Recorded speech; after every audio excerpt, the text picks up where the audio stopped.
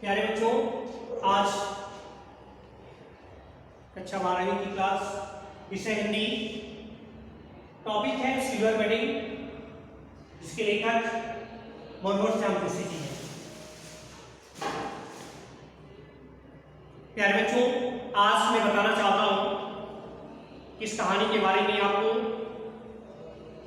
सब कुछ बताया गया। उसके बाद भी आज रिवीजन के रूप में इस पाठ को मैंने लिया है, जो परीक्षा के दृष्टि से महत्वपूर्ण भी है।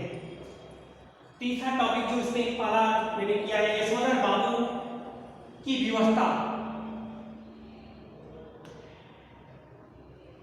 जो आज वर्तमान में युवा वर्ग की सोच जो है, जो आधुनिकता है, जिसके पीछे हर व्यक्ति भागता हुआ दिखाई दे रहा है। यशोधर पंत की यह व्यवस्था थी कि वह पुरानी परंपराओं को, पुराने रीति रिवाज को मानते थे, जो उनके लिए एक धरोहर के रूप में था। बच्चे आधुनिक उनके हैं और उनकी नई सोच, नई धारणाएं थी, जिसके कारण पत्नी से, बच्चों से आए दिन मतभेद होते रहते थे। दूसरा टॉपिक है यशोधर बाबू और उनका परिवार, जिसमें आपको मैंने बताया भी होगा।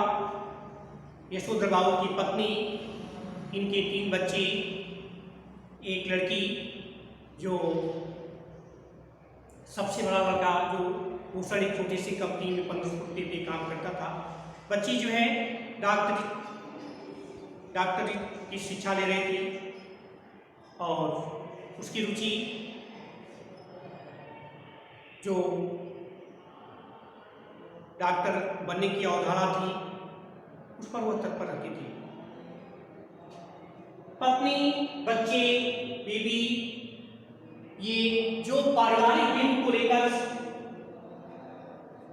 जोशी जी ने जो चित्रण किया है, पत्नी भी अपने बच्चों के साथ,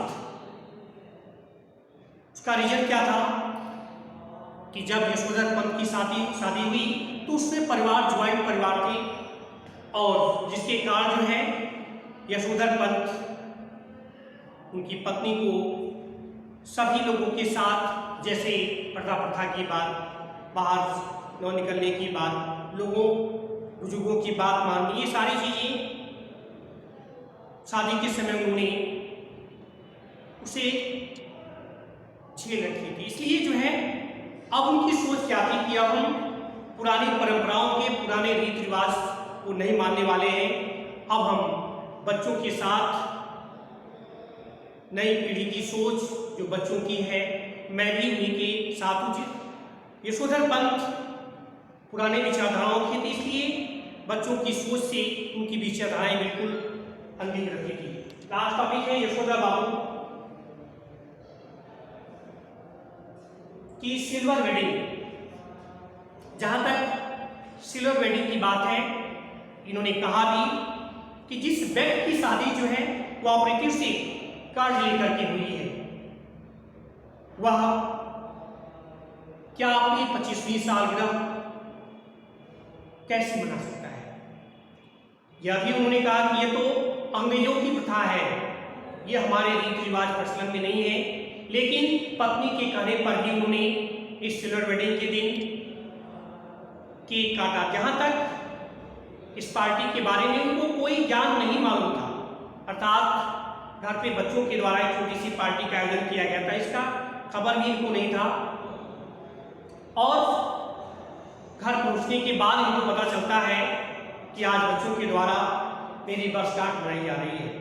पत्नी के कहने पर उन्होंने केक काटा, फिर परिवार वालों के साथ भोजन यापन किया। अपनी जीविका पार्जन जो है, जो दिनचर्या थी, पूजा पाठ करने के बाद उन्होंने सबके साथ भोजन किया। सुबह जो बड़े लड़की के द्वारा जो है गाउन दिए गए थे, उस पर उनके मन में थोड़ी सी ग्लानि हुई कि बच्चा जो है वह ये कहता है कि गाँव पिताजी मैंने आपको दिया है कि सुबह दूध लाने के लिए जाया करें।